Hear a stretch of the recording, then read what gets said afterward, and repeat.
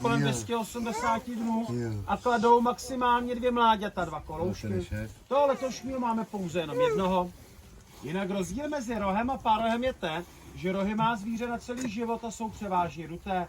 Oproti jelenovi, jak má ty parůšky, tak je schazuje každý rok ke konci března, na začátku dubna, většinou o lesní kulturu. U nás v oborách třeba i o ty oplocenky, je to živý organismus, jeho to začne svědět, tak se snaží vytlout. Poté, když je vytluče, tak mu dorůstají nové, jsou takové semišové až kobercovité a říká se jim líčí. U toho vapiťáka dorůstají až o 2,5 cm krychlových zadek a rostou do poloviny srpna. Oproti tomu evropskému jelenovi je to kolem 0,5 cm krychlový denně, jdou mu hodně rychle do objemu. Jinak ty parůšky jelenovi slouží hlavně na jeho obranu. On místo útěku volí útok. Já s sebou v autě někdy vozívám malého pejska Jacka Russella. Toho, kdybych tady vypustil, tak ho udupou. Je to hlavně z toho důvodu, že oni jsou zvyklí na ty přirozený predátory z té severní Ameriky, jako jsou vlci nebo medvědi.